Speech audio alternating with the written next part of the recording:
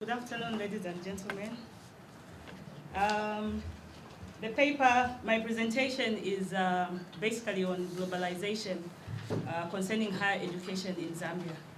And the angle that I wanted to look at it was balancing between the local needs and international needs when we are imparting knowledge into our students.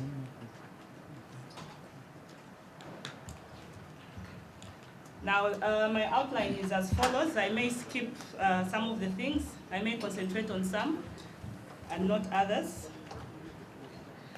Now, in my introduction, I would like to look at education as a basic right, and it is actually key to any form of development. Now, we shouldn't look at education only from a classroom setup, because we can actually impart knowledge and skills into people, even if they are not in a classroom. So even though I will look at higher education, I'm also going to touch on other angles as well. Now, we need to realize that knowledge is the main driver of development. And when we talk about globalization, we are aware that we are actually looking at how best we can utilize the knowledge that we have, how best we can utilize the technology so that people can actually be able to do things much better than they are doing currently. Now, in terms of higher education actually builds people and it builds economies, because the kind of skills that we are going to impart in the people that we have in a particular country is going to determine how well that particular nation is actually going to develop. There's a close link between higher education and economic development. Now, in Zambia, we have only about 7% of the people who are supposed to access higher education who are actually accessing it. And because we have so few people that are able to access tertiary education, we need to make sure that these few people are well equipped with both the local skills as well as international skills. So I'll look at it from that angle. Now, I'll quickly talk about the overview of the educational system in Zambia. At independence in 1964, Zambia had an educational system that actually favored the whites as compared to the blacks. When we look at the institutions that were accommodating blacks, we normally had institutions that were poorly funded, they had ill-equipped staff and things like that. Now, in 1991, when the movement for multi-party democracy came into power, they actually introduced the liberalization of various sectors, which actually included the educational sector. Now, in 1991, we had only about 4 higher learning institutions. Now, from the time the educational system was liberalized in 1991, we actually saw a huge number of educational institutions being established. Between 1991 and 2001, within 10 years, for example, we had over 200 institutions of higher learning, which actually ensured that a lot of people were able to access higher education. Now, let me quickly share with you the distribution of higher learning institutions in Zambia. We have a total of about 399, and when we look at the institutions, they're actually divided into 2. There are those that are regulated by the Technical and Entrepreneurship Training Authority, and there are those that are regulated by the Ministry of Education. The Ministry of Education basically is responsible for the public and private universities, as well as the teacher training colleges. On the other hand, the Technical and Entrepreneurship Training Authority is responsible for all the other colleges, technical and the like. Now, interestingly enough, we have about 65% of the institutions in private hands.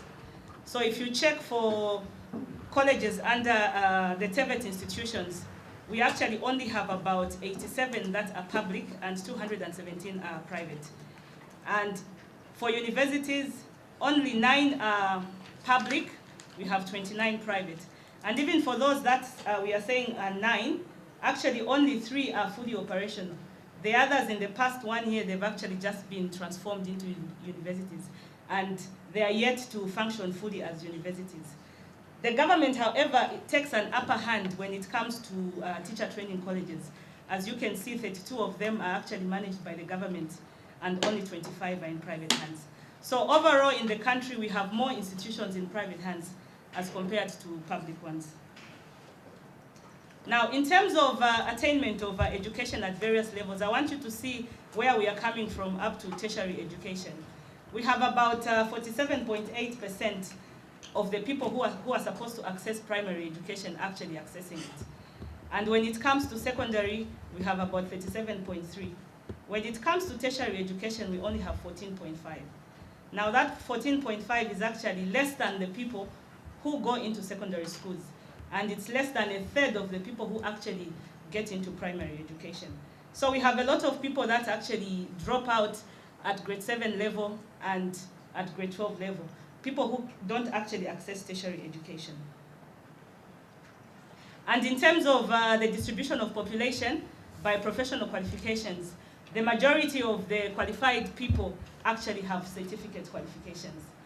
And as you can see, it takes about 60%. Then we have about 30% with diplomas. We only have about 7.6 with first degrees. We have about 1.8 with masters, and a 0.2 for postgraduate qualifications. Now, the objectives of the study basically was to establish the practices in higher learning institutions in Zambia that aim at achieving globalization, to determine the challenges that are being faced in achieving globalization by most higher learning institutions, also to determine ways that can help provide programs that will meet both local and international needs, and to determine the steps that are being taken by higher learning regulatory bodies to ensure that globalization is attained. Now, the findings and discussion, firstly concerning the practices in higher learning institutions in Zambia that aim at achieving globalization. There are two different kinds of practices in universities and colleges. So when I talk about higher education, I'm basically looking at both colleges and universities. Currently, universities which are being regulated by the Ministry of Education, there's just a department that is actually responsible for universities. It has a very long procedure to come up with a curriculum, for example. It has about 9 stages.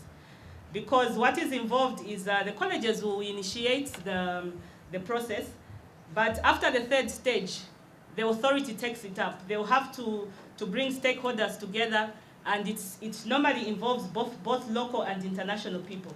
So they make sure that before a particular program can actually be approved, everything is well done.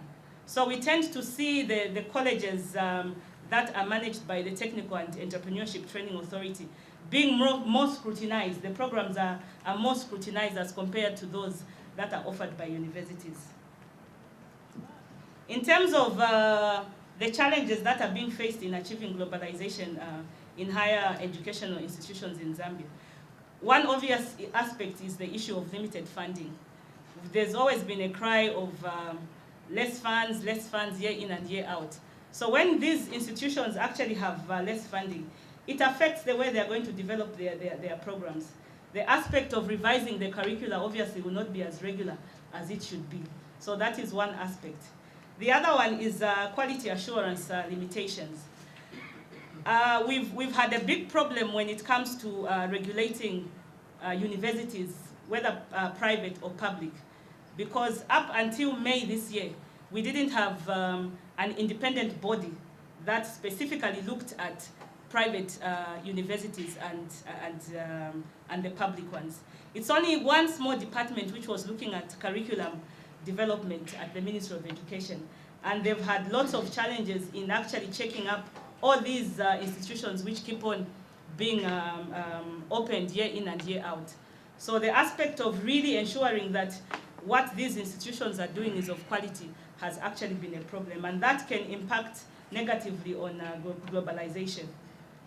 Even when it comes to colleges that are managed by the Technical and Entrepreneurship Training Authority, it's also a big problem.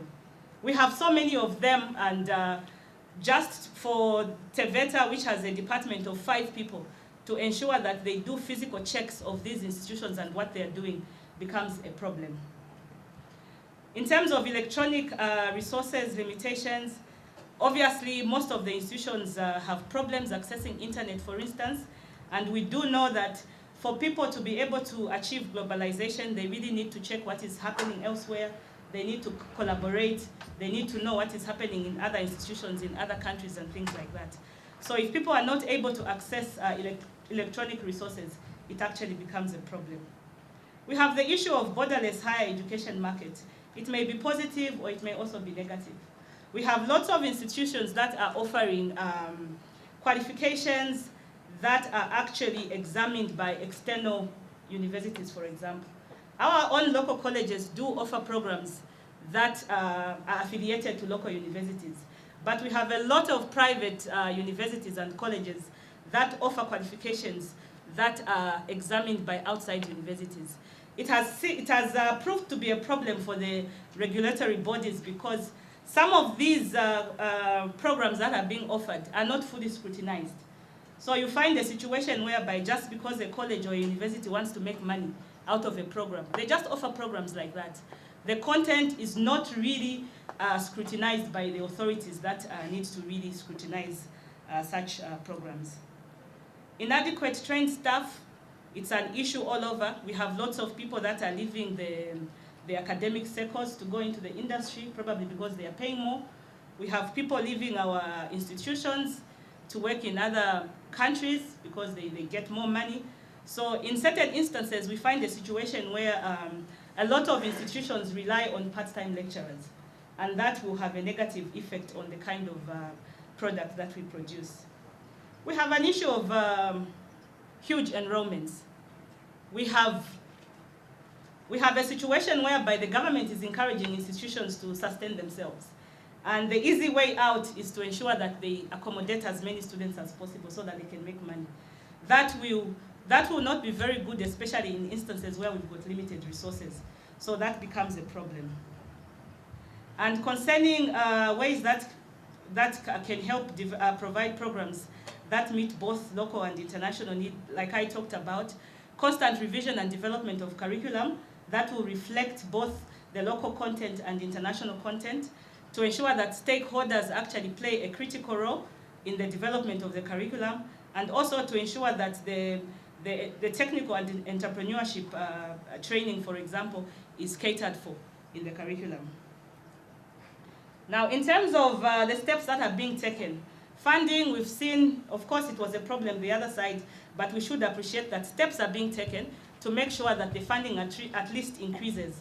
So like in this year's budget, for 2014 rather, the government has allocated almost 20% to higher education. So that's something positive. Also, the development of ICTs, the country is making deliberate efforts to make sure that as much equipment as possible comes in. They normally waive duty for all ICT-related materials and equipment. In terms of entrepreneurship training, TVETA, for example, what it does, because of having so many people dropping out at grade 7 and grade 12, it doesn't only concentrate on the people that they are training in tertiary institutions. It has a policy where they go to the communities to find out what kind of skills the people have. For example, if a person is able to work as a carpenter, even if they haven't been to school, TVETA actually has a policy where these people are screened, they are tested. If they feel these people must have a trade certificate, they are actually awarded a certificate. If they feel these people need a bit more training, the authority has funding to actually make sure that they upgrade their skills. They teach them better ways, for example, of doing carpentry, and when they feel they are at a certain level, then they are able to give them skills papers. So they are able to actually take care of the people that drop off both at grade 7 and at grade 12. And the Higher Educational Authority Bill, fortunately, has been passed. It was passed in May this year. So we are hopeful that we are going to have an authority that will take care of all the institutions that we have. Because currently, it seems there are disjointed efforts. Colleges are on one side, the universities are on the other side, but we need one independent body that will make sure that all the institutions actually are coordinated. And in conclusion, I would like to say that in as much as we want to ensure that we maintain the minimum standards, we need to make sure that the way we train our people, we actually equip them with skills that have some local content, things that can make them useful in the local communities. But in as much as we are doing that, we shouldn't forget that we should also prepare graduates that are going to work elsewhere, anywhere else in the country. And the Education for All movement is good because it's a commitment which aims at providing education for children, for the youth, and for the adults as well. And I think the efforts that are being made by government to ensure that even people who are not in school do get skills is something that we can actually congratulate government for. Thank you very much.